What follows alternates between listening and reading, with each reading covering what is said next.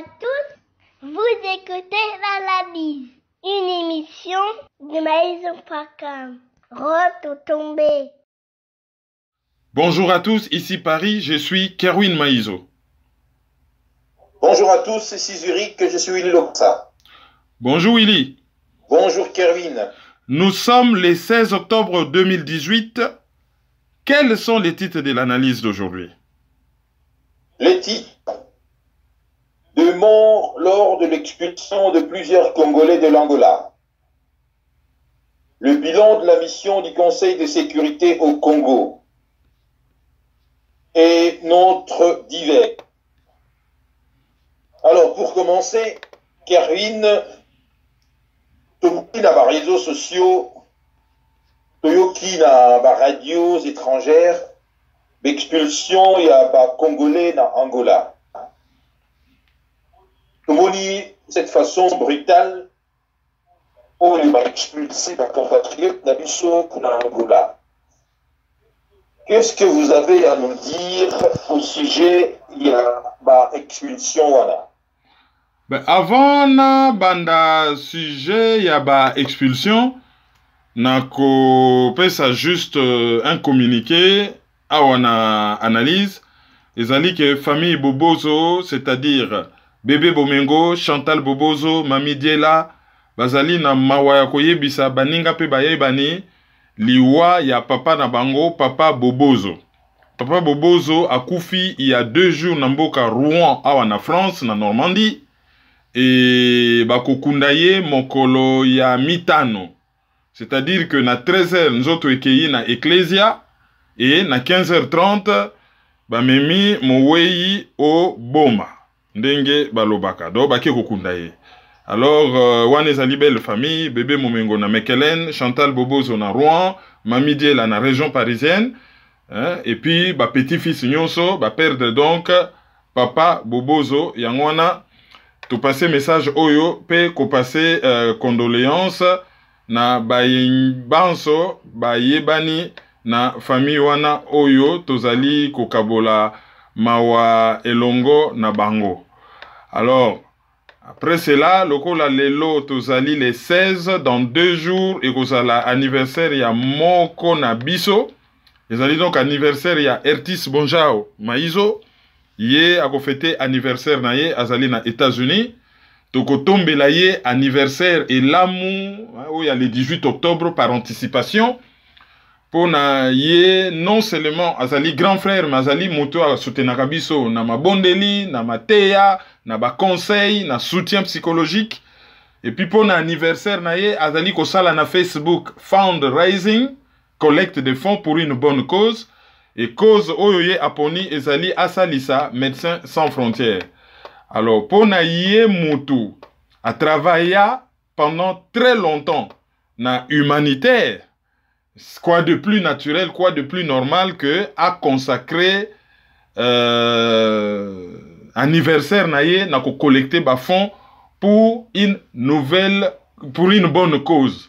Alors to tombela ye heureux anniversaire et très longue vie à lui. Nzambe apambolaye et apesaye et belé. Alors pour nous communiquer, on appelle Sibino pour des précisions. Hein? Donc Missa est dans l'église catholique. Il y a Châtelet, dans Rouen. Et puis enterrement est dans un cimetière monumental, je crois. Hein, je crois cimetière monumental. Il y a Rouen. Hein? Pour la précision, Ibimboka Rouen. Sikoyo, pour nous répondre yo par rapport à la question que vous posez. Angola azali ko mené opération moko anti-corruption et opération moko ya assainissement ya secteur minier. Surtout na mayematali diamant. Mabanga yantalo. Et opération wana ememi président Lorenzo a bengana batu ebele na Angola. Autour de 200 000. Ba source misusu bango moko bangolais bazolo ba 182 000 bon. To arrondir na 200 000 personnes. Ba botoli ba mituke ebele, ba botoli mabanga ya ntalo ebele, ba botoli pe mbongo ebele. Et na bato ba bengani tozali na ba Nigérian, ba Sénégalais, ba oto bengaka ba Ndingari, et ba bengani ba Congolais entre 32 000 et 78 000 Congolais, ba statistique exacte ezalité. mais bengani Congolais ebele. Et tango bazo bengana bango, il y a eu, selon différents bilans, entre 10 et 14 morts. Pour le gouvernement angolais, a 10 morts, mais Batimisusu Bazoloba, qui en avait 11, et communauté congolaise Angola, Bazoloba Bango, comptabilisé 14 morts. Donc, Batuba Koufi, et expulsion moko, et Salamaki na brutalité, Yamakasi, brutalité policière. Mais il faut peut-être signaler que, image oyo, monaki na réseaux sociaux, et zalaki image ya expulsion anate. France 24 a ça là, émission moko chaque lundi, il y a désintoxication na média. C'est-à-dire, ce que ça na fake news, ce que ça na image oyo, batu bazo lobisa yango. Makambu oyo ezalite ke oyo salamaki ya solo, bango bazo sala opération ya détoxification, désintoxication ou détoxification. Bazo longola batu intoxication et médiatique. Et bazo rétablir vérité, image ezo circuler, ezali, oyo ya expulsion te, bien que image ya expulsion, ezali image moko quand même assez violente. Donc le fait que image wan ezali, ya solo te, engi kolobate que expulsion ezalaka violente te. Ezali tout simplement que confusion ya image et salami, bazui image misusu attribuer ya événement mususu, attribuer un événement mususu sans que événement oya mi balé en matière de horreur et zala na quelque chose à envier na événement ya liboso. Donc expulser batu. Batu se retrouver na Congo na position moko catastrophique, se retrouver na nzela démunis sans rien. Croix-Rouge dépassé. Médecins sans frontières dépassé. Gouvernement congolais absent. Et se retrouver sans rien. Alors, nini tokoki koloba. Angola en tant qu'État souverain, azali libre ya koluka kocha ordre na makambu na ye.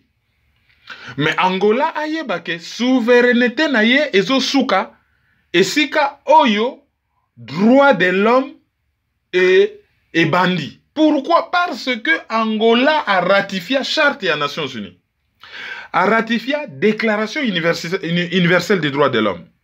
C'est-à-dire qu'Azali tenu, quel que soit le yazo sala, ko bengana mutu, pas un droit kozala wanate, c'est le droit d'un État souverain. Mais Bazali obligé te, yako beta, yako violer, yako boma. Bien entendu, pour être sincère, to yebipe que, tango bakoma ki ko expulser batou, Congolais organiser qui manifestation na balabala et comment qui se défendre contre les policiers et des policiers généralement mal formés mingi bazalaka pe xénophobe bato déjà osa mupayose pana ye lero ngotsa neto telemela ya tala bi metala mo mupaya oyo pamba oyo alo saka nanga na ko lakise kenga na sepa ngai. Ça c'est juste un manque de formation, manque d'éducation politique, manque de civisme. Mouta perdre bo moto alati uniforme asibi minduki azobo sanate uniforme ngi koloba discipline, uniforme ngi koloba formation, uniforme ezo représenter un corps o ezana code d'honneur okomona abomi. Donc Angola kokaki ne koza na raison ko expulser batu ou ya kocha ordre na secteur minier na ye mais aki ko pesa ye droite à violer ba droit de l'homme.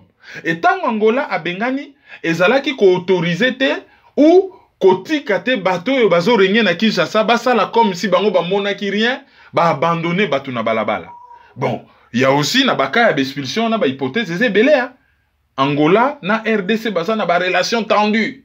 Peut-être tant bazo benga na batu wana lokola bangombe bazo ebele côté wana, hein, bangombe déjà bazo encercler déjà Kinshasa. Na ba soldat bon Angola pa kokotisa plein de militaires parmi ba expulsés à kotisi bango à faible frais aller ba limwe na kati mboka comme ça le moment venu ba sala bango vite fait bien fait. Ça aussi ce n'est pas exclu. Alors lelo oyo na RFI na édition africaine, une des éditions africaines ya Tongo ba lobby a enfin bango ba lobby enfin te biso to constater parce que tant quand même eleki gouvernement congolais a yeko réagir. A sali une demande d'explication et pas ya bangolais ayeba pourquoi babengani batuana et pourquoi et salamaki ndengwana. Mieux vaut tard que Jamais. Pour d'habitude, bafanda gagné. Et sans être mauvaise langue, on peut dire que ce que gouvernement oyo a comme tout une explication d'engana. Et ça dit qu'après yebi que yena Angola, ba relation est un peu tendue et que ce qui li kambe ko sala mapona ko bengana bango na pouvoir ba ko utiliser Angola. Wana sikoyo mabe Angola ba mondi po kala so ba boma ba congolais talaka nango bango te hein, et talaka bango te. Ce qui kutu Rwanda mutasala kango pe ngeke talaka nango bango te. Mais et comme ikota la bango parce que mikolo yo bango na Angola baza mbutu chien et chat bazotala na penza neti ndenge nyau na mbwa batala naka bazotala na ndenge nyau na mpuku batala naka yango wana siko il faut protester, il faut loba to la kisake toza mécontent. Oui, baza mécontent pas pour le peuple congolais, bazali mécontent parce que gouvernement angolais et commis ennemi na bango. Alors, babiloko ba congolais bazo subir. Expulsé au Congo-Brazza, opération Mbata ya Bakolo. Expulsé plusieurs fois en Angola avec viol et meurtre et assassinat. Expulsé na propre territoire na baza ba déplacé. Plusieurs millions baza ba déplacé na ba territoire na bango. Et baza ko se retrouver ba réfugiés à l'étranger remplacés par les étrangers au pays. Et tango bazo expulsé bango bazo ke dolala na ba camp ba réfugiés libanda na ba pays neti ba Rwanda ba Uganda wana so bango ba kimi na camp ya ba réfugiés bango moko ba kolomboka ba kamati bana ya mboka batindi bango pe na camp ya ba réfugiés. Et tango au commissariat des Nations Unies koya ba s'arranger ba sélectionner ba dossier ya batu na bango oyo bazali ba faux réfugiés. Après, on a transféré bango na Danemark, na Allemagne, na Canada, na États-Unis, et kuna bakomi ba Congolais, oyo ba Congolais ba bengaka ba Congolais. Okomona ye akomi na États-Unis a utaki wapi baleki na circuit na bango ya bao balekelaka na Kenya, tango bakokoma na États-Unis, formation bazokota wapi ba science militaire, boye na boye, ye soi-disant Congolais, mais na voiture na ye drapeau ya Rwanda. Banda tongo tipo kwa musique na Kinyarwanda. Mukolo oyo mikande monani moi vacances lokola yaza congolais donc ako kene vacances na Kigali parce qu'en tant que réfugié ako kena mboka entre guillemets ya yete. Donc au monde a kena ye vacances na ye na Kigali tout bonnement, c'est comme ça que tozo perdre sur plusieurs fronts. Na mboka na biso ba bomi biso, tokimi tokomi ba réfugié. Au lieu au commissariat des Nations Unies et protéger bisoté, ba yibeli biso sous droit à protection, ba commis ba réfugié à notre place, ba se retrouver aux États-Unis, ba récupérer formation à notre place. Après vacances, le kola bazali ba faux congolais donc moyen ba ya na Congo te ba keli sous vacances chez Bango na Kigali par exemple. Et tango ba ko kende vacances na Kigali, tango bat ba ko beta loterie à green card. Bazo compter bango neti ba congolais donc ils ont réduire biso ton na biso ya accession na territoire des États-Unis pour ba pesa kango selon ba pourcentage. Ah bino bosé belé les États-Unis ba diminuer bino bat. Bino bosa muke ba teli bino bat belé. Alors ba ronger biso lisusu possibilité ya kozwa ba green ko gagner na loterie parce que bazo considérer que biso ba congolais tozé belé nzoka ndeza bisoté. Et bah baki se dit bango pourtant ça bateau yo il faut pas que les États-Unis par loterie ou ya gouvernement ya congrès américain donc DV pour bango soit disant baza muke po na États-Unis baza na nationalité congolaise. Voilà comment nous sommes perdants sur toute la ligne. Nyonso wana pona bateau baza na pouvoir na Kinshasa que certains de nos frères soutiennent mordicus. Parce que ba leader politique na bango souvent oyo bango bazolanda na ba critères tribal bazali ba corrompu ba vendu et des compromis bazakuna na Kinshasa bazosala jemoko macabre et bango bazolanda. Voilà comment tout un pays est en train de perdre.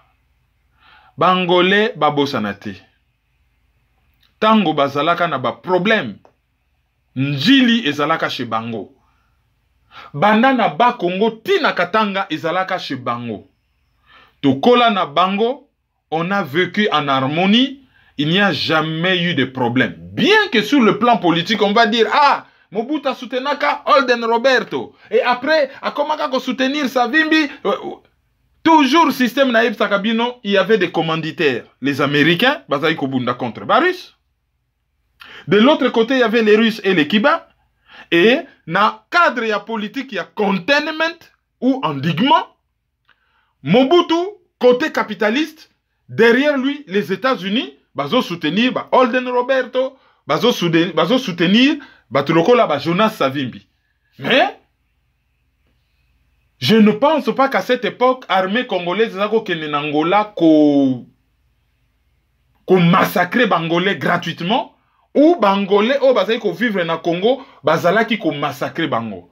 Ça ne sert à rien. Certains de nos frères, Congo oyo ya makela dozombo, o babengaka bazombo, comme na comportement moko na ba réseaux sociaux, oyo ezo honorer Bango te. Kanisa histoire. Batala avenir, batala ndenge tokoma embrigade. Tolobaka biso nyonso Lingala, tolobaka biso nyonso Kikongo, tobinaka biso nyonso Ndombolo, tobinaka biso nyonso Kizomba, toza tellement mélangé que ça ne sert à rien.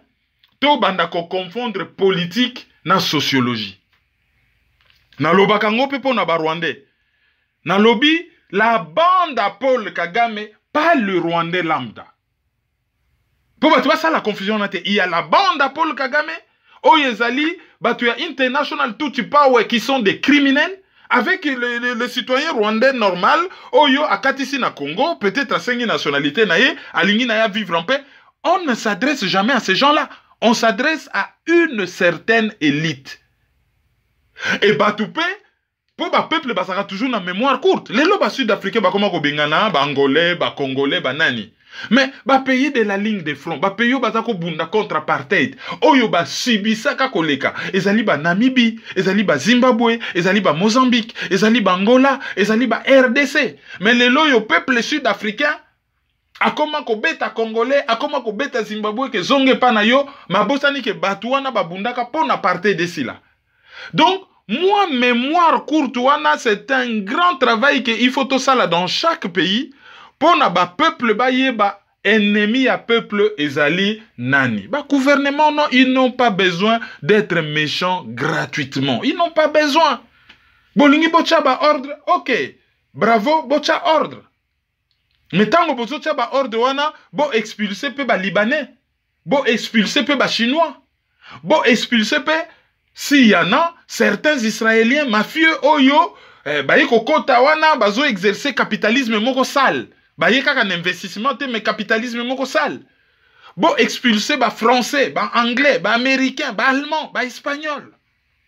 Et zalaka kate expulsion wana et frappaka toujours en premier ndekonayo africain. Ordre kota, d'accord, nous voulons de l'ordre, mais pas ordre mokoyo, bon, comme on a le monopole de la violence légitime d'un État, alors et comme une violence mokaka gratuite, il faut kobomabatu. C'est un dossier qui est ouvert. Togolande langon denge za ko avancer. Alors, Maïzo na l'Olanda yo osani ne utiko aborder sujet wata. Mais motuna yango yo.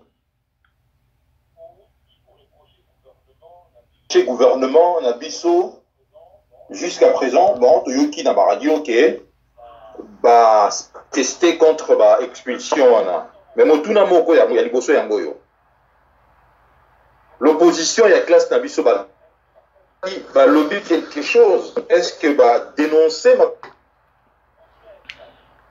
motuna ya mi balé. Quel syndicat de Kolo depuis babanda qui ko expulsé bande ko na biso na ye syndicat de Kolo oyo asala mouvement na ye ya Congolais debout subitement tozomo na Congolais debout ya ngote parce que jusqu'à présent syndicat de Kolo n'a rien dit concernant l'expulsion wana d'abord mituna mi balé wana mekana noko ya la biso yango. Je crois qu'on a eu quelques problèmes il y a son temps où on a basculé entre deux logiciels. To banang na logiciel à liboso, to ken na logiciel à mi balé, mais globalement, bah, tu vas comprendre mituna. Qu'est dit l'opposition et qu'est dit syndicat d'Okolo? n'a répété parce qu'il y avait des petits coupures dans le logiciel à Liboso. Et le logiciel a mis balende moto. Bon, qui sont et se dégradé légèrement, mais mituna o yondeko wi loka satuni yangwana. Pona opposition muzungu anasema. Opposition mundele metuba. Opposition d'accompagnement. Opposition bidon, médiocre, corrompu et toxique. Mais Bango Bazane Lobate, la seule chose qui les intéresse, c'est le pouvoir. Toko accéder na pouvoir quand? L'élection est salama quand? Toko sala boye quand? Kabila zo maltraité biso, binobo kote la biso. Moi mietango Kabila koboa kayango quand? Toko ramasa ngondenge nini? Yambaloyo akoche la biso na mesa ou akoboa kango na se biso to lokoti. Est-ce que mbaloyo bakoboa kango ne balé nenge millionnaire aboa kakambongo ne balé na pont ya Lufulakari po na biso to plonger. Siko mbaloyo colonne vertébrale na biso ezali assez souple toko gunza matiwa. C'est ce qui intéresse l'opposition d'accompagnement. Et ça ne nous étonne pas. Si vous avez opposition d'accompagnement, vous avez comportement moko normal. Et tali bangoti. Bon, là où ça commence à déranger, vous avez que syndicat de Kolo, il y a zali na mouvement citoyen. Et loko wana e outi na Angola. Oyo ezali en quelque sorte mboka na ye. À part le fait que beau-père na ye, Papa Bokilo a l'omwe na pouvoir, mais il y a tikali na carnet d'adresse moko ya likolo. Je pense qu'avec Lorenzo, ils sont en bon terme à l'obaki. Voilà l'homme qui connaît les dossiers à RDC. On lui demande pas yakosa la soki ba miracle. On lui demande pas aussi soka sali likambu ayeka ko communiquer. A Tetinguba ayeko communiquer. Ayembi non, on lui demande même pas ça. Mais ne fils que Bamona Congolais debout moi communiquer. Juste un communiqué que bon voilà, oh et salami, bon, toujours protester.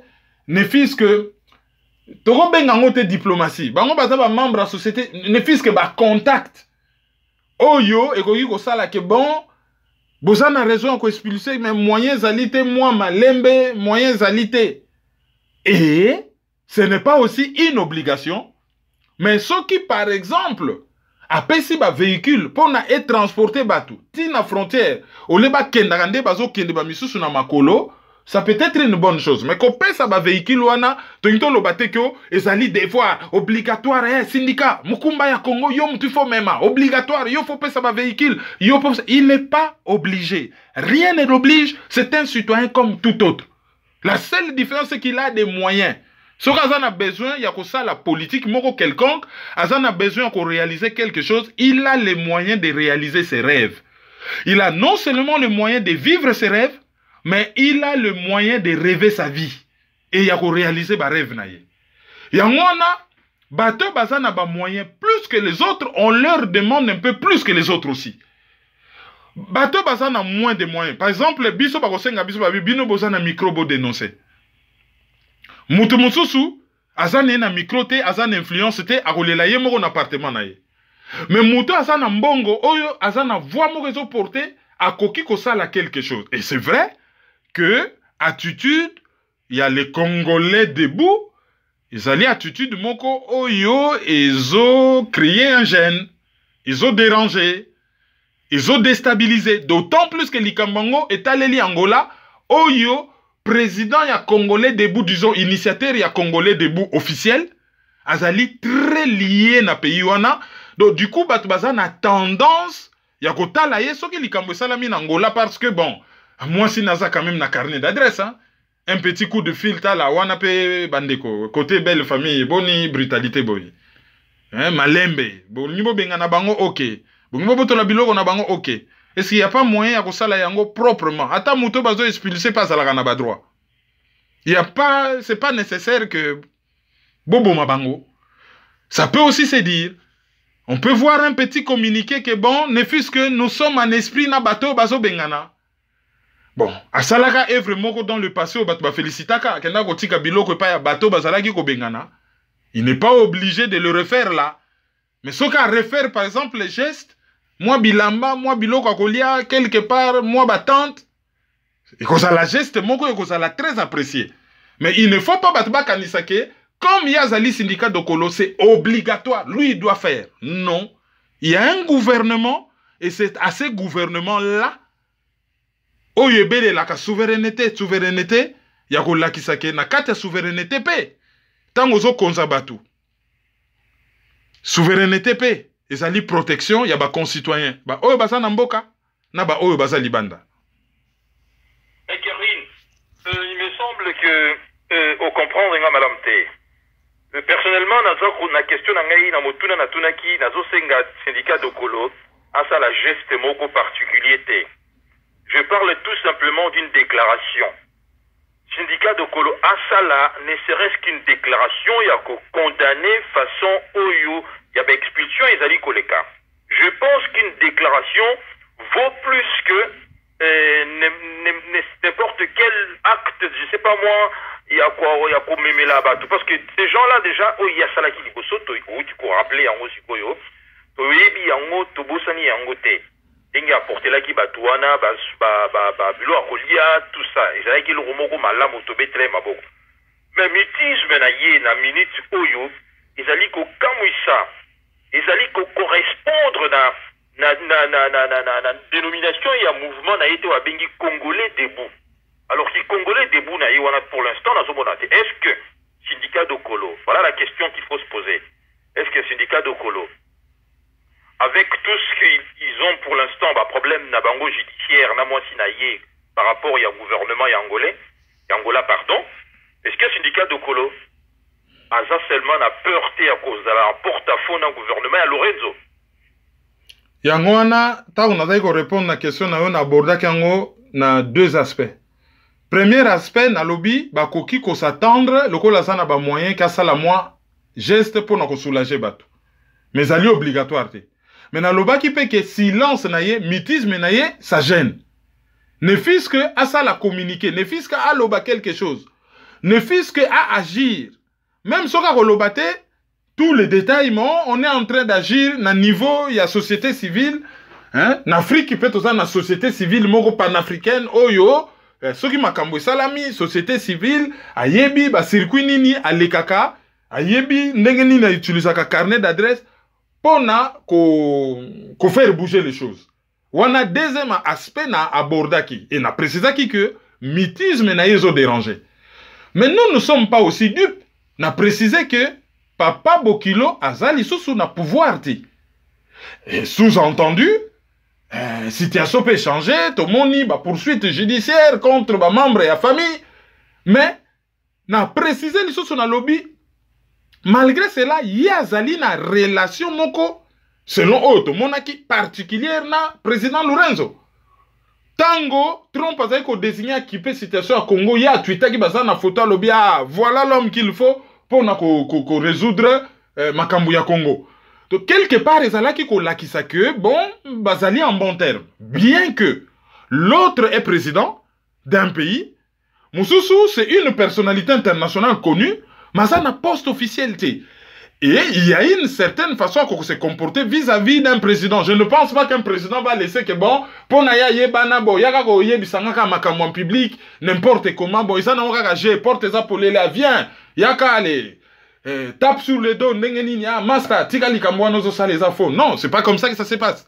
Donc il y a aussi la fonction qu'il respecte, à peine à moi une certaine devoir de réserve, d'autant plus que Azali, membre et la famille, Oyo, et Zalaki ko régné liboso, et quel que soit le problème, bangonyon so basali bana ya MP là.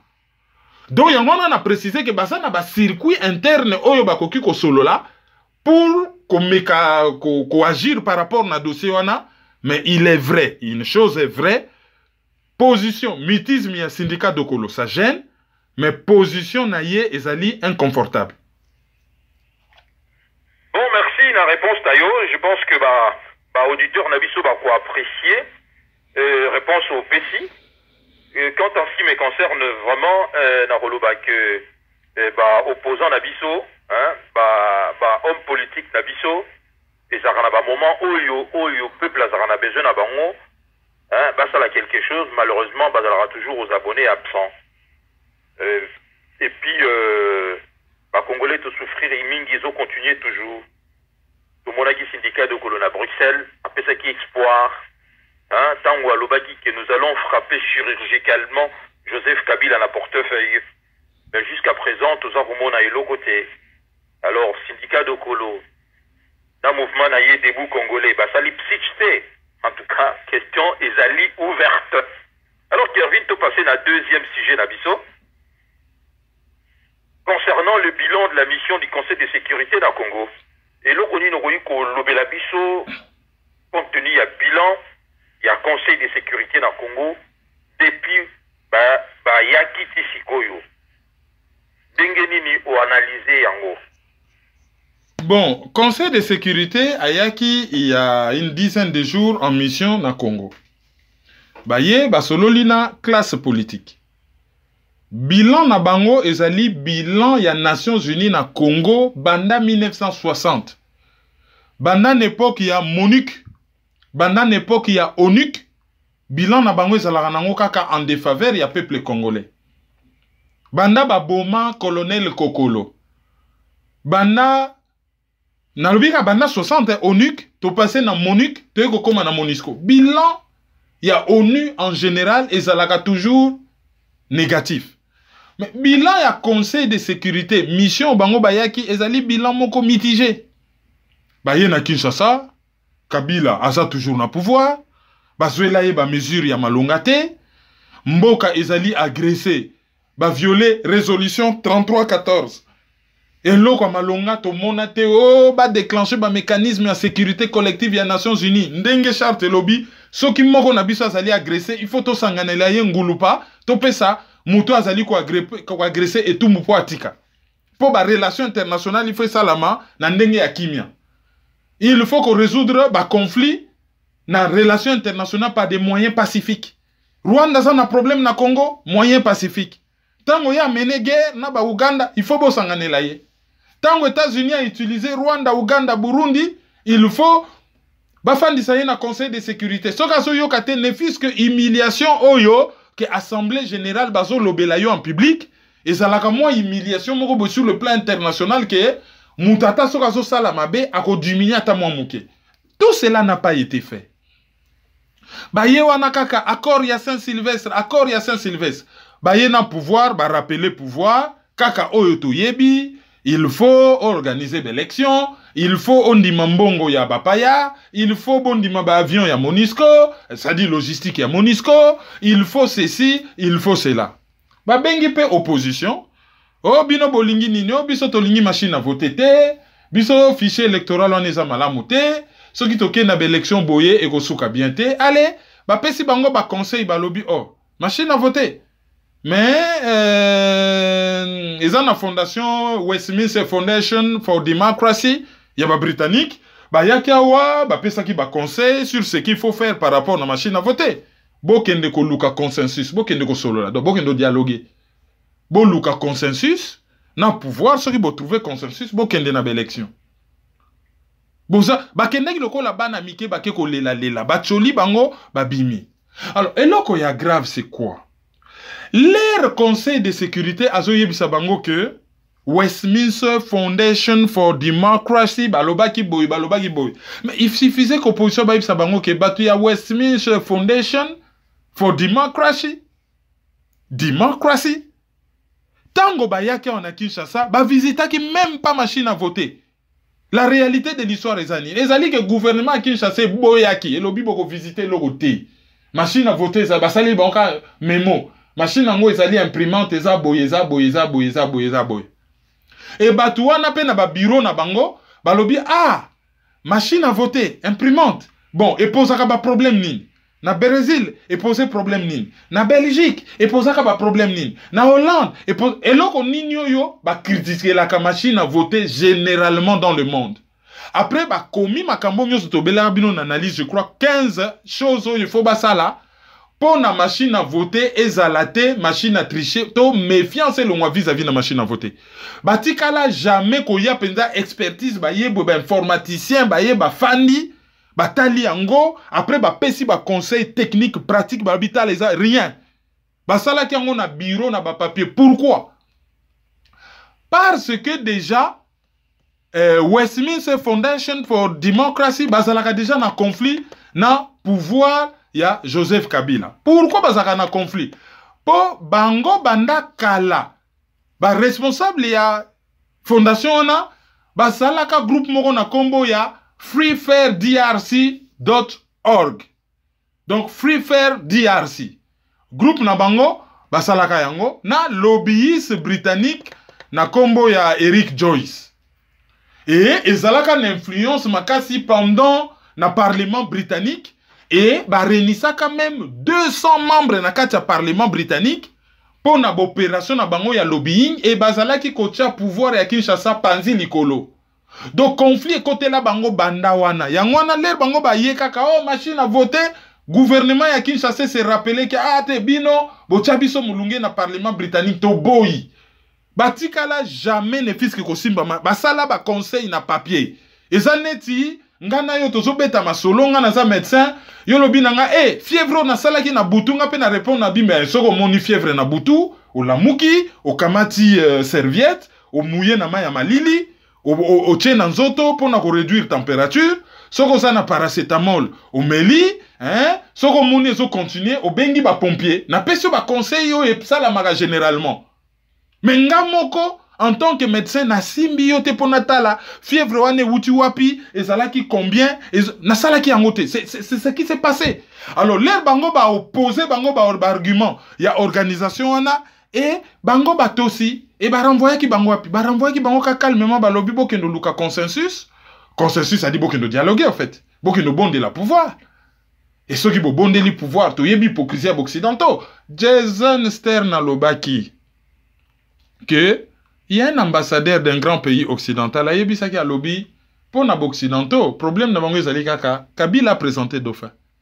Ce qu'a présenté Dauphin, ata soki Dauphin wana a fraudé, bako soutenir yé.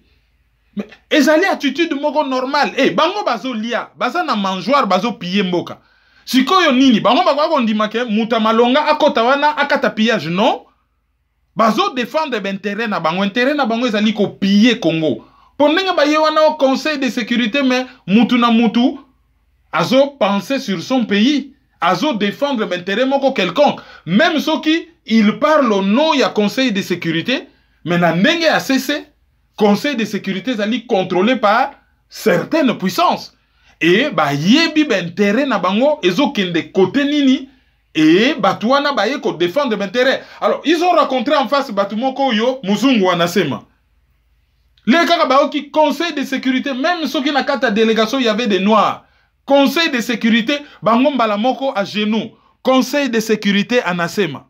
Alors, et l'autre moko malungi ko salamate.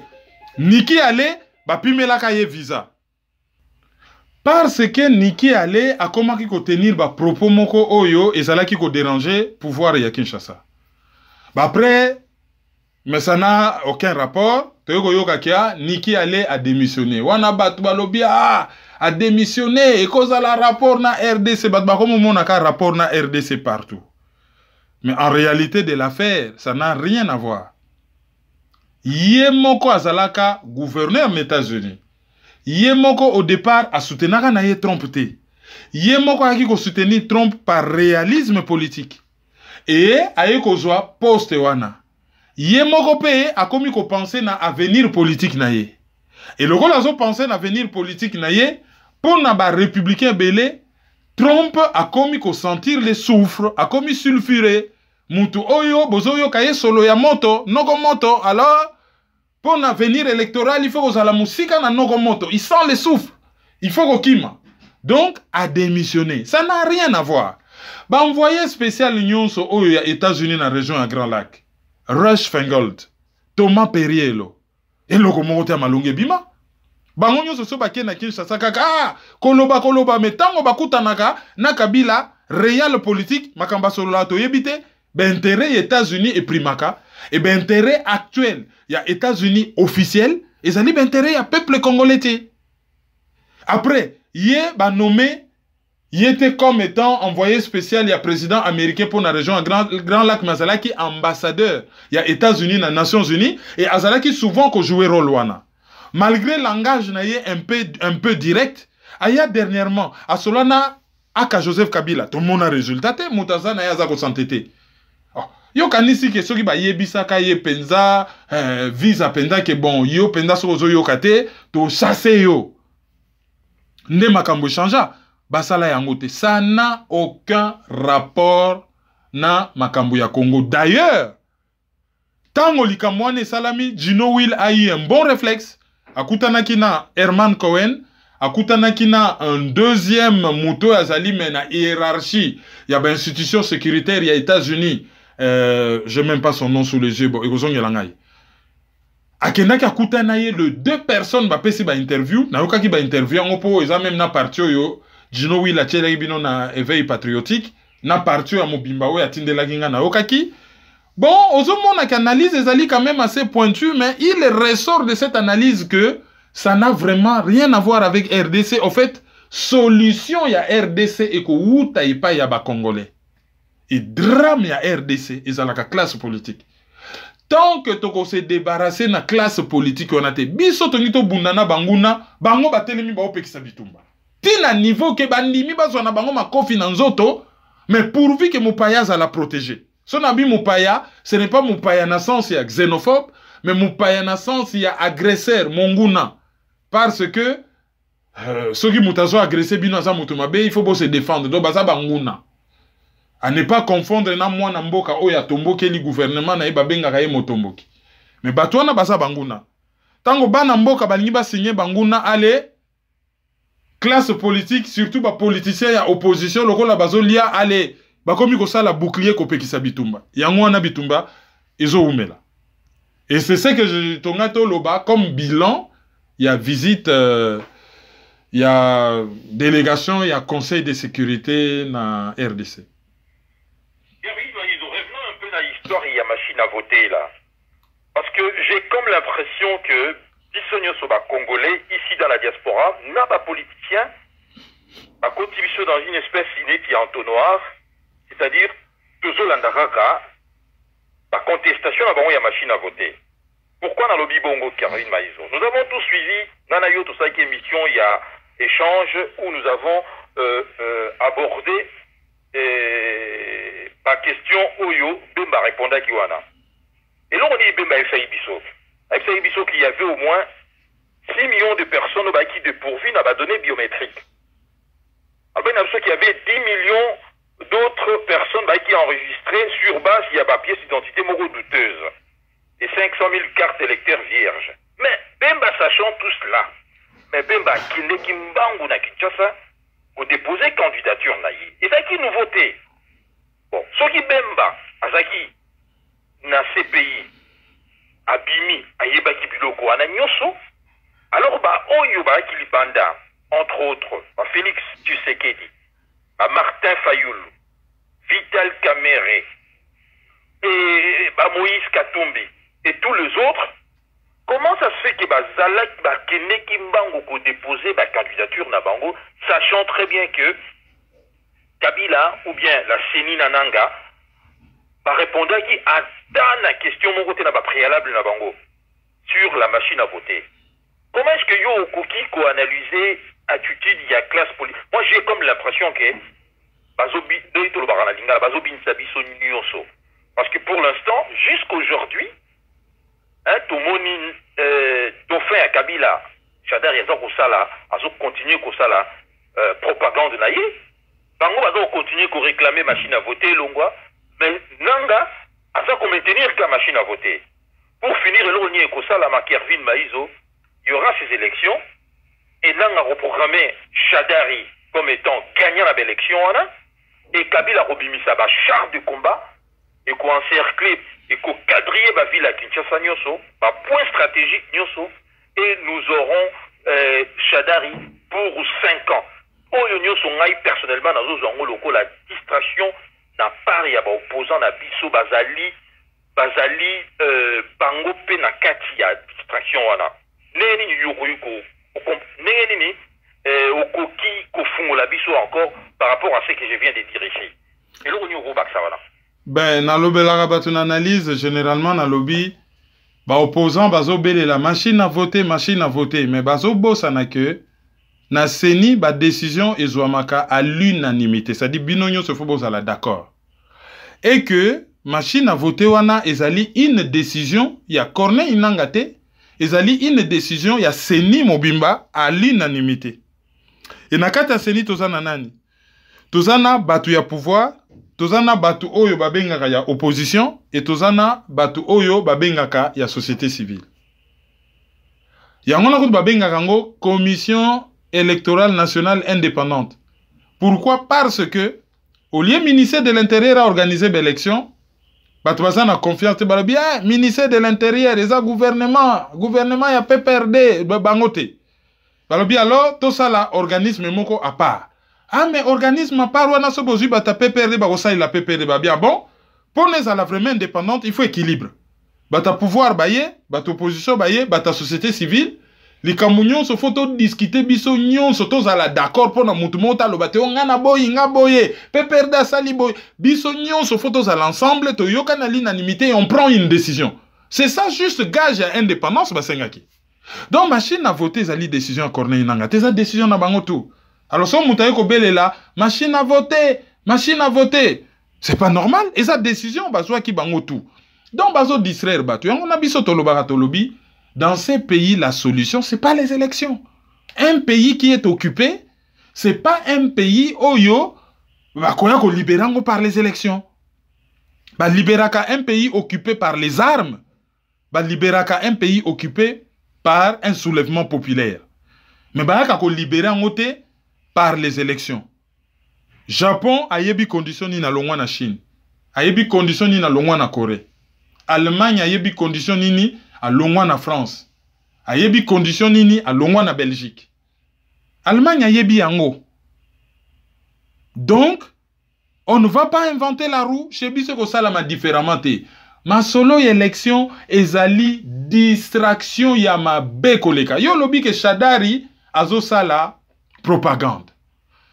Shadari azo sala propagande soutenu par des musiciens oyo soi-disant bazalaka a politique. Tout le monde y bango.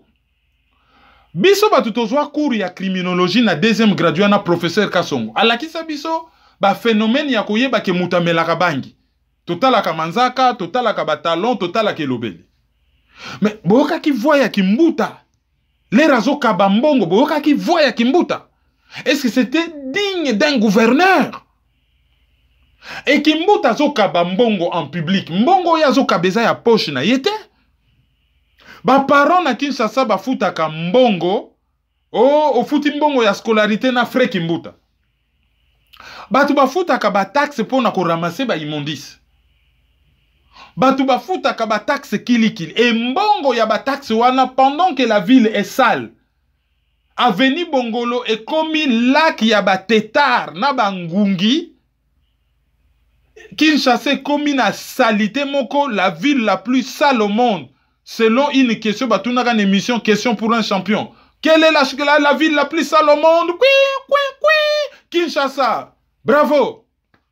Même ce que c'est là qui est quand même exagéré, tu éviter de se baser sur quel critère.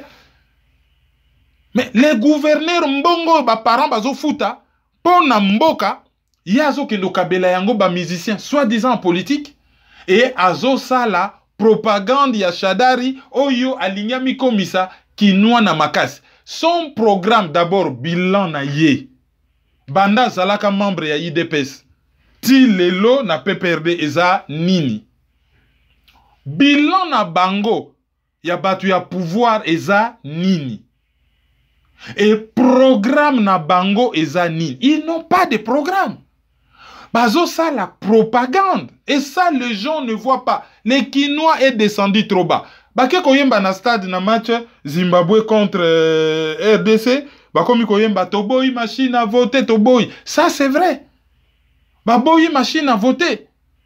Mais les bazobé la baboy machine à voter. Il faut pas poser pe ba politicien na bango ba lobby ba lingi machine à voter te, ba poser bango pe ba question nani oyo ayaka na copie ya machine à voter wana et pourquoi bango ba valida ki yango. Kervin, le même Kinois, Yembagi Peke, Kabila, Oyebela, Mandesili, Tozawa Bilelo. Ben, parce que bazo espérer. Oh, bi population ko yemba na ye. Tant qu'il n'y a pas un politicien ou un leader d'opinion pour canaliser ba énergie, ko guider, ko leader, ko orienter. Tant qu'il n'y en a pas, population ko yemba na ye et ko souka kaka ba simple nzembo et puis ko souka pe kaka ba simple slogan. Et souki na bas. Donc, ben l'élection est en solution te ezali kufantango.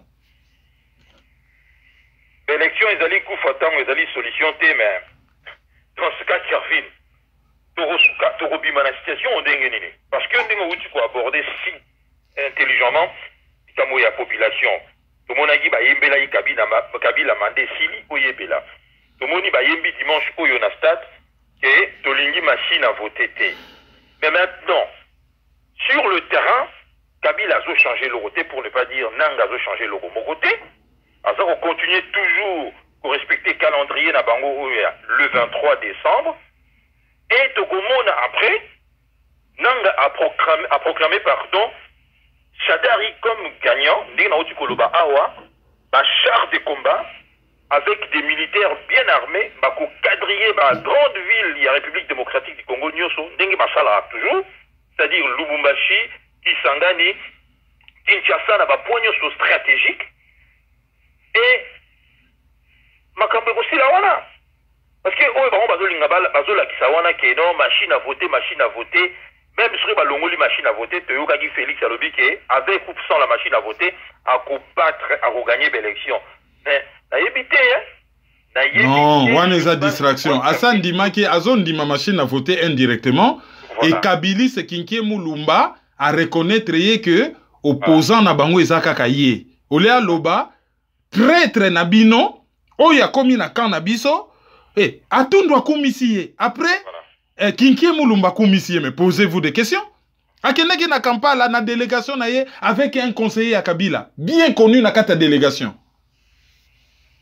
écoute ça ne sert à rien batanga parce que déjà ça na kan Kabila au fait il n'y a pas une opposition et un pouvoir il y a un personnel politique pourri, corrompu et toxique d'un côté et une population paupérisée, agenouillée, humiliée de l'autre.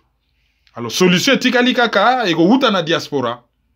Il faut kaka diaspora se prend à prendre makambo en main et à agir autrement et comme il se doit pour changer la situation. Voilà. Parce que non, Badoubo bazo kanisa que solution et à la babine à Rabatobo qui est dans le terrain, ici dans la diaspora, les gens sont vent debout. Aussitôt détecté bango nyoso. Et ils ont osé la tobe tabango ou à benga coup de pied au cul pour a tout dégagé bango. Parce que ici, nous savons qui est qui, nanyazo salanini. Et le moment venu, le moment opportun, Toko, Blakissa, Bangoke, parce que ezali coupé sa pachina mawa Kervin Maizo. J'espère peut-être aussi au lobela qui a mon analyse on a mususu par rapport il y a ba image il y a photo o etomoni il y a Félix Tshisekedi na Kampala hein zongana na ngona nususu parce que il sera toujours bien qu'on répéter makambo hein et il y a ndenge wana et kota na mitu ya bato malamu. Qu'est-ce que vous pouvez dire par rapport il y a ba image wana? J'espère, je pense peut-être sur le Belagaro d'analyse, mais je préfère que au son de la discussion bêta sous c'était le quoi image wana ezali une vraie catastrophe. Moutazali candidat soi-disant na élection présidentielle na Congo, akoki ko kendete pa ya munguna ya peuple congolais, accompagné par Mouto yo soi-disant azo maltraité bango, Mouto soi-disant bazo combattre. Et un de ses conseillers, na délégation, bozali na élection, mutuna mutaza na stratégie électorale na ye, mutuna mutazo lukambongo, mutuna mutazo bomba secret na ye, azo kende na bango ka polele boye, bon, bakei kuna e batu balobi diplomatie. Ce n'est pas de la diplomatie. Ezali haute trahison. Ezali haute trahison. Tala, na ba pays mususu na Israël. Balobaka ke Israël azo occupé Palestine. C'est-à-dire Palestine, na dossier on a zali victime, Israël azo bimaneti bourreau.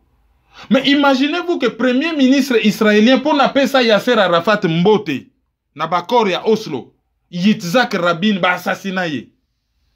Ba assassiner ye penda babi comment ça ezali trahison ko pesa bato na mbote ba assassiner ye. Mais chez biso bato balingi ba défendre bon. Tout le monde déjà batala kunyonso ya IDPS ba comment changer quand mikolo yo mbala moko ba komi ba médiocre ba komi ba membre ya ANER ba komi ba Tintin ba komi ba aigri ba komi ba frustré et ba komi ba tribaliste ba komi yango très vite. Mais ma be oyo mutu na bango zo sala bazo mona yango te oyo sala ka neza ba bourde te ezali résultat ya compromission. Soko ozali compromis oko se comporter ndenge wana eza bourde te o te ya sali bourde asali erreur te ozali compromis ozo sala oyo ndenge boyokanaki et yango wana ezo salama alors ba oyo bazo défendre ye ako continuer de compromission en compromission et bango bakotikala na soni. Et Kervin Maïzo, il a micro, il y a Pasteur Bobo, lobby et le Boye, il a raison, à la tortée. La comparaison, par rapport à Isaac Rabin, na Félix Tshisekedi. Il y a le Isaac Rabin, Azalaki, premier ministre israélien, Azalaki représentait l'État d'Israël. Et Félix Tshisekedi, Azali, na poste moko officiel, Azali ni premier ministre, ni dans le gouvernement, mais bien entendu, Azali candidat à l'élection présidentielle. Et c'est ainsi qu'Enga Zolobake, c'est encore grave. Étant candidat à l'élection présidentielle, au Kendeko, serrer la main du Satan en personne, en l'occurrence Mousseveni, le stratège, c'est comme ces messieurs-là. Et quand j'entends, je vois dans mes réseaux sociaux, les gens dire qu'il y a ça la diplomatie, c'est-à-dire Félix Tshisekedi fait la diplomatie, alors on a oui, alors c'est la diplomatie, mais c'est la diplomatie moko macabre. Mais ils n'ont même pas de diplomatie, ezali compromission, ezali haute trahison. C'est fini. Ni diplomatie, ni lobbying. Ezali compromission, ezali trahison. Et oh yazo salawana na cadre ya compromission ezali fuite en avant et non seulement ezali fuite en avant mais comme descente aux enfers. Ah Kevin, est-ce que à sali en ote ya rolobake ba congolais de toute façon ba rotia na bango makelele un temps après ba robosa na bango parce que par le passé les autres ont fait cela hein ba répercussion ça la maraté.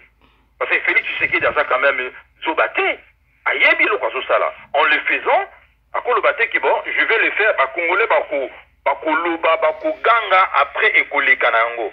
Peut-être ça bon moté Kervin Maïzo. Non, azana soutien ya socle ya bato ba soutenaka ye pour des raisons injustifiées et socle ya bato wana bazali co-responsable ya begarman na ye. Bangonde bato bazo faire croire ye que tout va bien, le monde tourne en rond, tout va bien.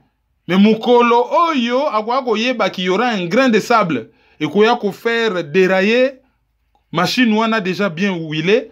Je pense que ce jour-là, ça sera déjà trop tard. Et ce jour-là, il va chercher à réfléchir avant d'agir. Mais Kervin, lorsque moi j'ai évoqué un massacre à Kisangani entre les deux armées, ya Ouganda na ya Rwanda, oyo partage les acquis qui tablettaient ba bunda ba boma na Kisangani, oyo nga naza ressortissant. Les gens traitent Kingaï et lobby que non, aux alliés émotionnels.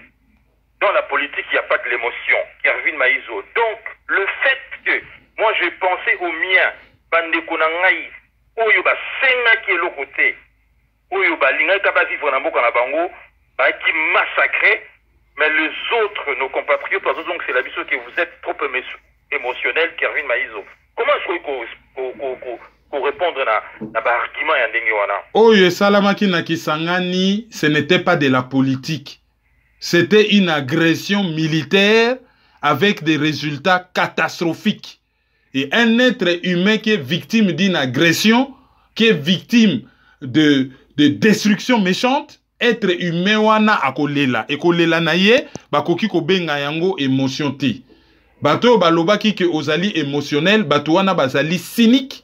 Et bazali na comportement moko satanique. Donc ce n'était pas émotionnel. On a été victime de quelque chose et là en tant que victime, ce n'est pas de l'émotion. Merci la question à Kervin. Et Salinaï et Kiti Singaï Motema. Parce que je me suis dit, oh, mais comment Oyo Batouana ba sali na mboka na biso, ba massacre, ba viol. Mais je vois de filles, de femmes défendre le fait que Félix Tshisekedi a ko Sololana Mugabe na terrain ya Mugabe na Ouganda. Le genre de bazo pour défendre yango. Kervin Maïzo. Est-ce que prix Oyo, il y a prix Nobel au remettre le docteur Mukwege? Est-ce que certaines de nos sœurs, Bazali, tout simplement copier sur Yangote? Non, mais ça, c'est déjà grave. C'est très grave. Après, si Mukwege prix Nobel, pas pour rien, il y a eu quelque chose de très grave. Balanda, radio, on a recommandé une analyse à Liboso Radio à Buffalo. Bayoka Oyelo, Bamakikuna. Et ça, dans le journal Moko ya Moselle, et commis ba bêtise que Mukwege, bazo violé ba femme touti par le Hutu Power, et yé Mukwege azo soignaka ba femme touti. Alors, journal wana, heureusement, bon luka bato nyonso boza na France, bon luka journal ya Moselle, o ezali kuna na région o ekangama na Luxembourg, ba commis ba bêtise moko sur Mukwege, soki ba rectifier yango te toko telemela bango tina suka. Alors, oyo bazo sala mukolo mboka ekosikolama, on va se rappeler, il y a déclaration ya mutu na mutu et chacun sera rétribué selon son comportement. On se rappellera nenge pasteur Bobo a lutayi goloba d'émission na ye, toko se rappeler na nyonso oyo tozoko mona. Et à Félix Tshisekedi, j'ai dit ceci parce qu'il est congolais comme moi. J'estime avoir aussi nazali na droit ya koloba quelque chose na Félix Tshisekedi. N'en déplaise na batu oyo bakoya bakofinga. Je dis ceci à Félix Tshisekedi. On peut tromper un peuple une fois, mais on ne peut pas tromper un peuple tout le temps.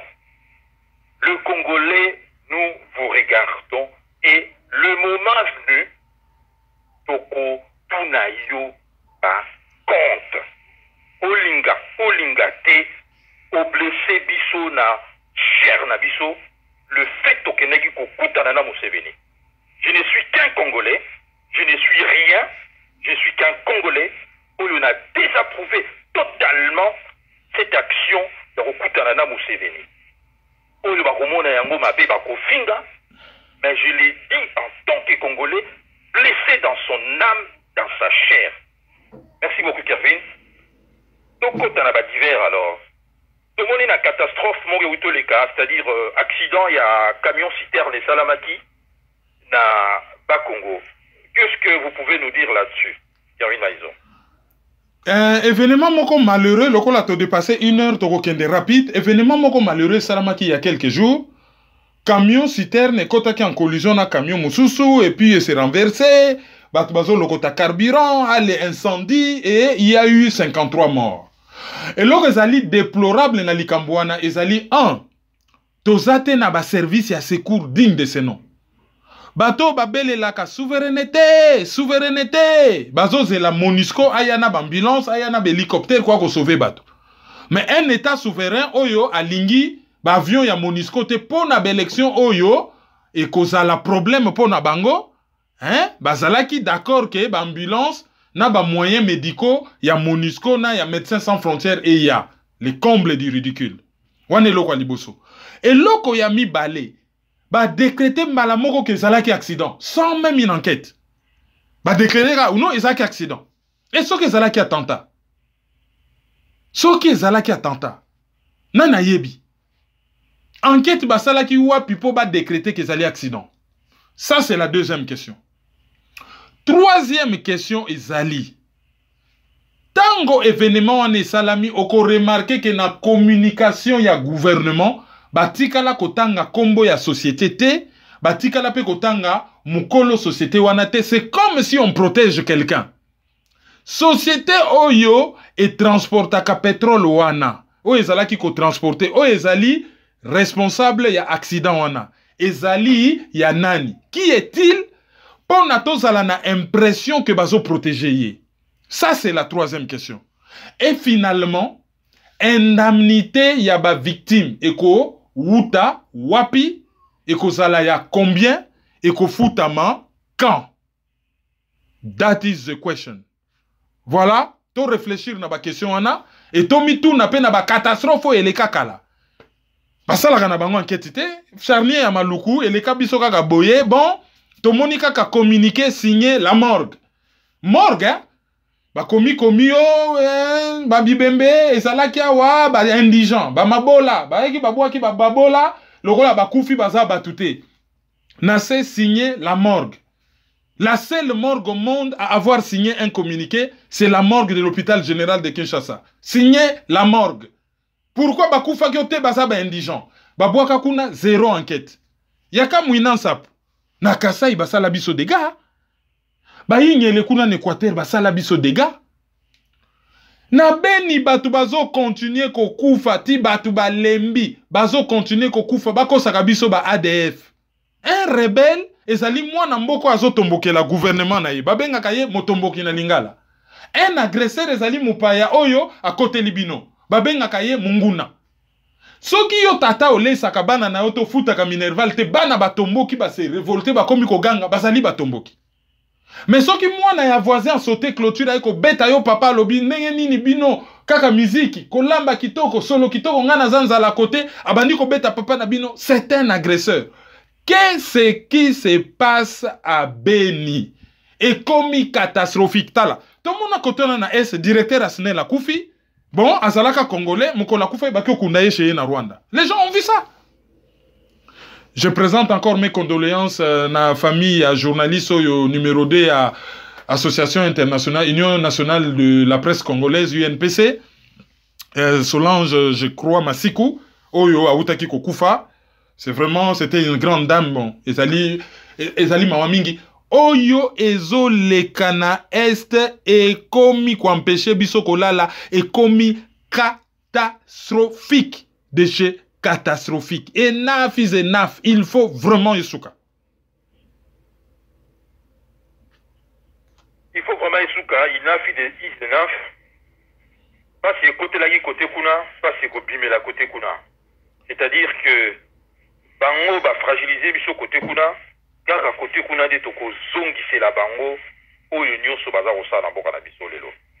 Alors Kevin, avez-vous quelque chose ya koloba concernant meeting ya opposition islamique na Lubumbashi week-end oyo? Ezalaki na meeting ya opposition ezalaki projeté na Lubumbashi et tango ba soi-disant opposants ba komikuna et police et empêcher bango ba se réunir. Alors batu ba leli quel pouvoir médiocre batu ba komikolo. Alors ngai eleke lingai. Tala eza on dirait mutu azana tabazana nzala abwakeli taba pondu et azoka malobi pona nini tabale pondu. Et ça on dirait mutu pigeon fandi na ye oyeko bwaka loso okomoka pona nini pigeon ale loso. Et ça lokola mutu okamati un garçon de mauvaise moralité otiki la na ba fille oyeko kama pourquoi mabe salami. Les gens ne veulent pas voir la réalité en face.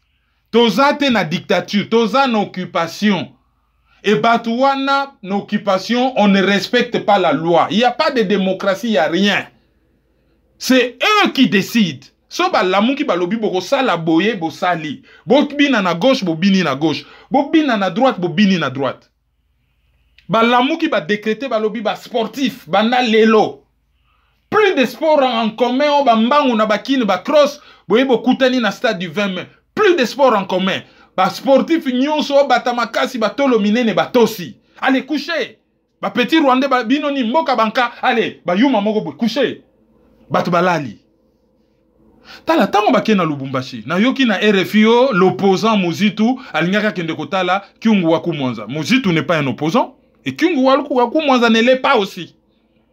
Oh écran moko Katumbi alingaka loba police aye kwa rachango. Eh oui. Bakolomboka, ils décident quand ils veulent, ceux qui boko tala écran ou pas, ceux qui boko bina ou pas, ceux qui boko tambola ou pas. Et là, ils ont choqué, ils ont même battu, bazo kamwa oye salami, c'est eux qui ont le pouvoir. Bazo décidé ndenge balingi. Meeting na bango na Lubumbashi wana c'est du pipeau, c'est du bidon. Le problème n'est pas là. Et Zaliba telemela batwana comme c'est droit au liba salaka moi théâtre moko boye ya relaxation kinini. Et après le 26 bazo benga batona kin ba manifester. Bazo benga bato ba manifester bino moko bozo kende na Lubumbashi incapable de tenir un meeting, incapable de mobiliser la population. Député na immunité diplomate, ceux qui immunité parlementaire bazo humilier na policier et ba comme ko lela Kabila salibi. Mais vous attendiez à quoi? Ngando afandi ne bala yo plongé yo kosokola les son ngando kangyo non bobota la makambo ngando salinga non on le sait c'est comme ça et yango ane salami ezo la ki saki mboke ezali occupé lo na kofongo la chapitre moko po ezala ki question asuka to moni na Belgique l'élection salami et pa élire quelques Congolais na rien que na région à Bruxelles il y a quand même 15 Congolais oyo ba élire bango lokola ba bourgmestre ba deni ba benga ba conseiller communaux. Na habité ce que c'est ça le terme en Belgique. Je crois oui, c'est ça ba conseiller communaux. Alors ça soulève tout un débat. Na moni kutu batimisusu ya mayele mukuse ba komia. Oyoki ba belge ba beleli ba paya, infiltration occupation. Tala, to explica bino l'occupation c'est quoi? Pour qu'il y ait occupation, il faut d'abord qu'il y ait une agression. Congo a qui bundisa Belgique, Congo a y guerre à occuper Anvers, Mechelen, Wellebroek, Bonn, à occuper partout en Agnon, sauté na ba Verviers, à occuper ngo et ba Kamati par exemple, un Congolais, allez, compagnie, yo okomi roi ya ba Belge. Allez, Madame Soki Gisèle Mandaïla, yo okomi premier ministre à Belgique. Non.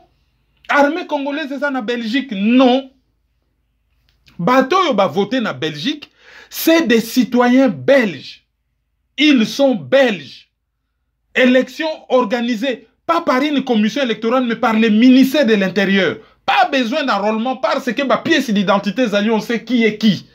Ba liste électorale est mise à jour en permanence par le ministère de l'Intérieur. Ils ont élu des Belges dans le respect de la loi. Même s'ils sont d'origine, je ne sais quoi, ils sont avant tout belges. Avec un État, où ils ont ça là que, Batubako qui respecte la loi. Donc, il n'y a pas eu une agression du Congo. Pour que la Belgique a été agressée et l'armée congolaise est restée en Belgique pour parler d'occupation. Ce qui est différent dans Kaya Rwanda. Ça, c'est la première des choses. Et pour parler d'infiltration, Moutou, Mikanda, pas très clair à Koti, à Bombi identité, à Zosala Makambu, contre Bentere, à Mboka, moins espionnage. Est-ce que, Touana, bazwa nationalité belge, normalement, est-ce que Ndenge Basaluana, bazo bosser pour le Congo? Les gens racontent n'importe quoi. Congolais, tozali contre Payate, tozali contre l'agression, tozali contre violation ya loi.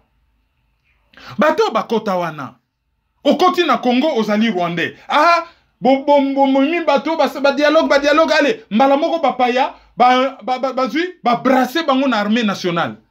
Baza na nationalité congolaise, balati uniforme congolais mais bazo bosser pour un pays étranger. Oyo effectivité à nationalité na Congo ezalité.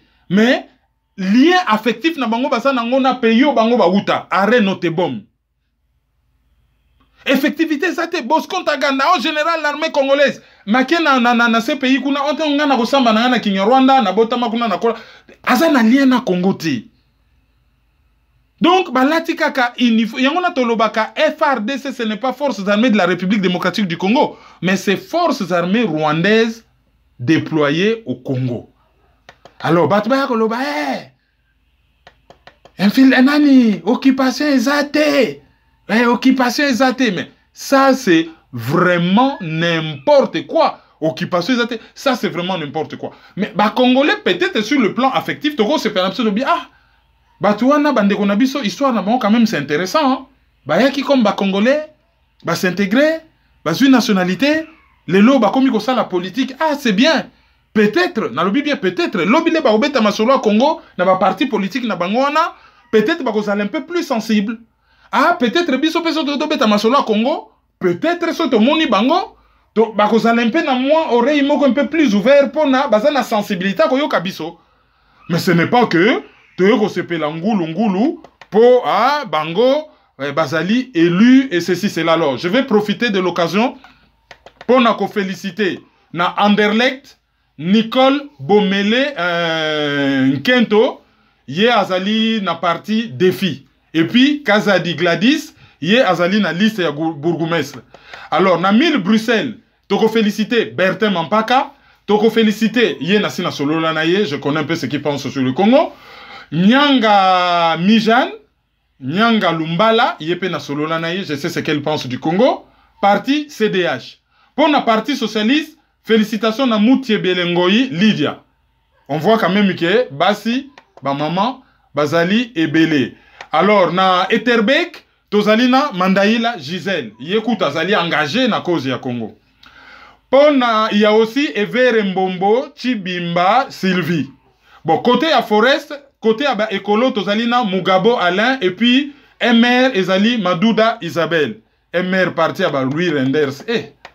Bon, Pona Grand Choren, Pro Grand Choren, tozalina Pierre Compagnie, Ntalaja, Kalonjingoyi, papa yaba joueur les deux compagnies, Otoyebi na Diable Rouge, Yé Azali, Bamisu Balobi premier bourgmestre noir, apparemment il y en a eu un autre avant ceux qui boxaient, bon on ne sait pas, mais c'est apparemment premier bourgmestre noir. Bien que ba tribaliste, ba yeko koma, ah, ekolo boye, biso tozali fier. Tango, bozo loba, makambu ekolo, batu bafandi nye. Mais tango mutu ekolo ko sala mabe, tango batu bako pointango, batangi pe ekolo, ah, vous êtes des tribalistes. Mais tozo tanga, bozo ba nyonso oyo bozo koma na ba réseaux sociaux. Alors na jette félicitations à Kamwanga Tubijike Jacob. Et puis na Molenbeek Saint-Jean, tozalina NVA Mutambai Laurent. Et puis na Saint-Jos ten Node liste ya bourgmestre tozalina Ilunga Dora et puis Basambi Yves. Woluwe Saint-Lambert tozalina Petit Mpangi Jeanne. Et je crois que totangi presque batunyonso et n'enverse na yebite so qui tresi un tas o yazalile qui nabiso so qui azwa kile qui nabiso congolaise pe hein et là azali avocate doit avoir 30 ans même moins. Bon to yebite so qui azwa qui mais au moins so qui azwa qui bravo so qui azwa qui te félicitations na acte ya bravoure à poser, il faut continuer mais biso tozali banaïs banaïfte mukolo bango pe bakokoma makasi bakokoma ebele bakokoma influent par rapport na Congo. Ah là on va encore applaudir de demain. Pour le moment félicitations na bango. Oui, Kevin Aizo, je voudrais un peu naloba quelque chose au aborder Kango, mais je n'ai pas eu le temps, il y a quelque chose sur cela. C'était par rapport il y a manifestation et Salamaki week-end oyo tomoni ba opposant bazali séquestré ou bien bazali arrêté kuna na Lubumbashi. Mais je me rappelle que dans son interview, Jean-Pierre Bemba, on va poser des questions par rapport à la disqualification dans l'élection présidentielle. Pourquoi est-ce que population MLC bimagité? La réponse de Jean-Pierre Bemba était qu'au Congo, on tue le manifestant à balles réelles. Je n'entends pas faire tuer mes partisans. Mais comment ça se fait encore une fois maintenant, meeting à opposition, ou il y a qui week-end, ou bien, disons, manifestation, où ils ont prévu le 26, à l'Ingisouba du Misabatou. Parce que je ne comprends pas. On ne peut pas dire une chose et son contraire. Ou soit pour Bimisi Batou, ou soit pour Bimisi Batouté. Parce que lorsque vous avez Bimisi Batou, Batouté, parce que au Lingi, comme Bimisi Batouté, ils ont arrangé, au lobby qu'on tue les gens à la balle réelle. Mais tant que vous Bimisi Batou, je suis désolé, un peu loin parce que les gars qui rapidement, j'avais quelque chose à dire. Mais tout le monde y peut les sous, Christian Mondo Simba. Les gens ont interdit, Kervin Maïzo. Il y a que ça la politique, n'est papa na yo à Salaki. Mais ce qui devient encore très grave dans la situation, c'est comme le a une république, il y a héritier. Nous assistons maintenant, au devant de la scène, pour ne pas dire tous, une bonne majorité à Batou. Ce sont deux fils à papa. Hier, leur père Banyonga Kibiso,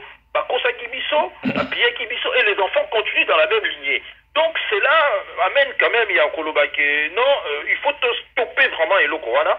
Il faut vraiment compatriotes ici dans la diaspora ou si comprendre et va mettre fin à le corona, sinon nos enfants comment dirais-je par les enfants des enfants et pouvoir. Comme ça, on va terminer là-dessus. Oui, effectivement, un comportement politicien congolais, na ligne mon côté oyo bango bazolanda. Mais bazali ko s'adapter à la situation du moment. Voilà. Bazali te bateau ya ba conviction. Bango bazali souvent ba opportuniste. Ya on est au ça là que ba déclaration na bango souvent bazali dichotomique. Exactement. Un moment ba lobby boyé, moment mosusu mona ba lobby boyé, moment moko ezo déstabiliser bateau. Ceci dit, pour na kokende na suka to passer na ba rubrique na biso misusu. Voilà. Donc Kervin Maïzo a surtout abordé si je sais qui produit pour l'émission à l'élo. Est-ce que Ozali encore on a quelque chose à quoi ajouter comme ça tout Kabwana? Tozo kene na ba auditeur du jour hein? Auditeur du jour pardon. Auditeur du jour Kervin Maïzo. Alors auditeur du jour na biso ya liboso ya lelo ezali Kisanza Ndimbani.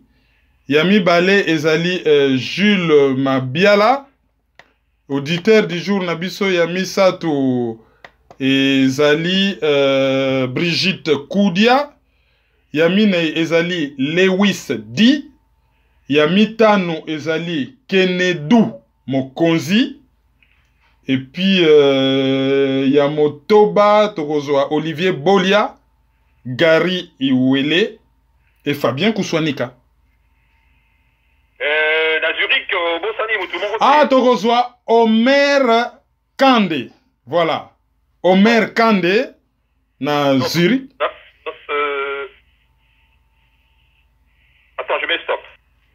Après Omer Kande, toko sala un clin d'œil spécial na Omer Mwela. Omer Mwela azali na Zurich. Yende, un de nos auditeurs du jour, d'ailleurs il y a tous les jours, hein, Omer Mwela.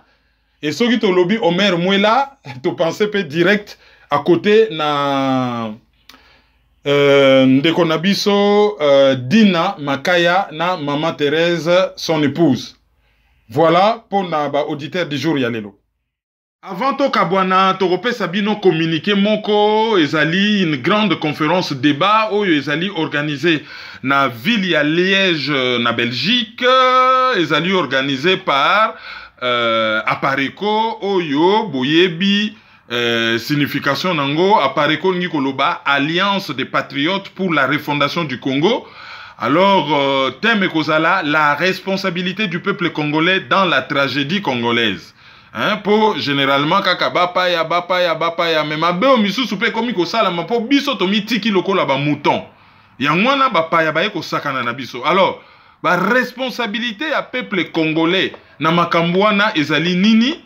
Ba bengeli bino batu oyo bakoya kosolola na bino ko débattre na bino sur thème wana. Alors et kozala samedi le 27 octobre 2018 et ko banda 14h et ko souka na 17h. Alors adresse ezali Palais des Congrès de Liège, Esplanade de l'Europe numéro 2, 40-20 Liège, Belgique.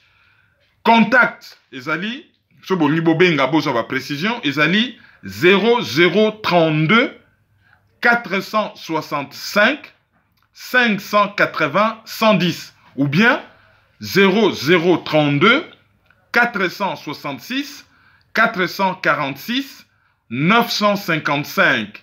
Bokoki pe kokende na www.info-apareco.com. Voilà, donc bon retenir na bagenda na bino samedi le 27 octobre de 14h à 17h.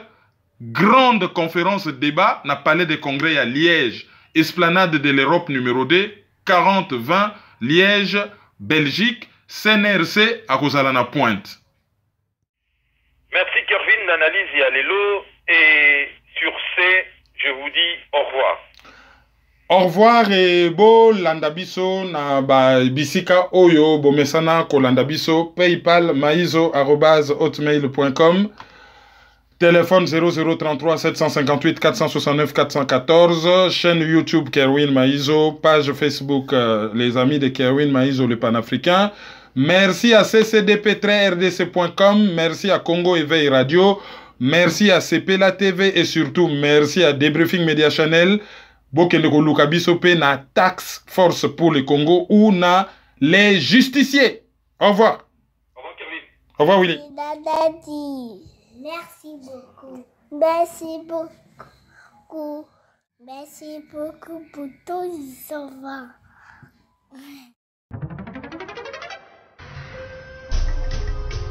Yo, petit à petit, Kerwin implique Banakin. Tout à ici, tout à par là, tout à autant. Dans les milliers qu'on foutait là. Peuple congolais. Yo, qui n'a le taux d'aba colocataire? Où les ali colocataire? Qui n'a le taux d'aba colocataire? Où les ali colocataire? Qui n'a le taux d'aba colocataire? Où les ali colocataire? Qui n'a le taux d'aba colocataire? Où les ali colocataire? Donc c'est soutenir. Il faut donc lutter pour une nouvelle société. Mais pour la lutter, il faut que ça ait arme, il y a vérité, il y a justice. Tontika le Bouddha, Tontika l'hypocrisie. Mbokezo qui est na parti, Mbokezo qui est na sans position, la génération n'a pas besoin de couper, donc qui est sans position, sans solution. Mais nous vivons dans les pays un temps de confusion, d'obscurité, de désespoir. Mais nous savons qu'au plus profond de la nuit, l'aurore pointe déjà à l'horizon. Analyse sur la liste.